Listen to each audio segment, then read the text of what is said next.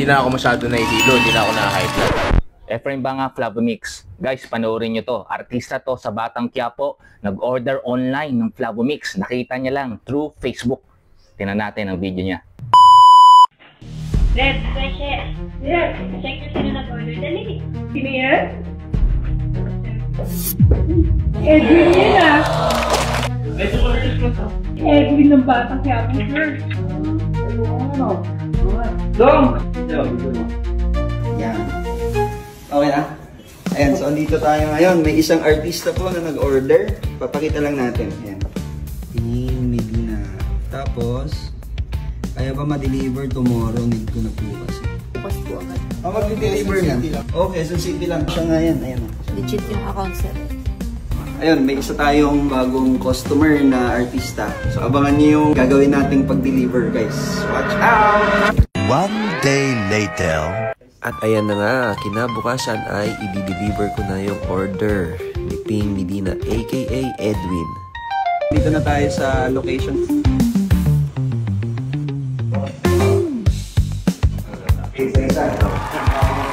Sir King Medina.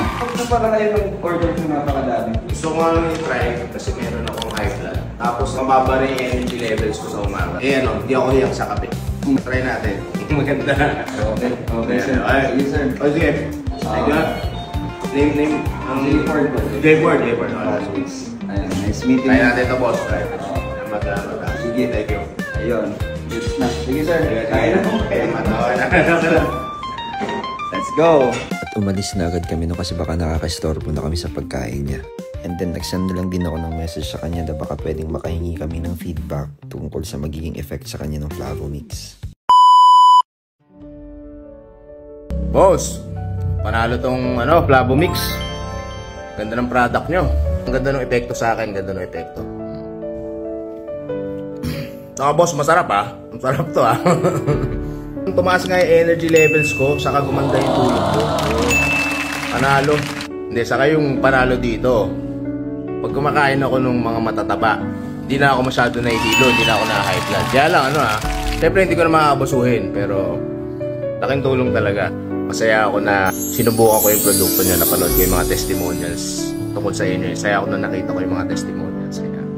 Ayaw nga pala, bago kayong customer, pinatry ko, gustong gusto, baka mag-order.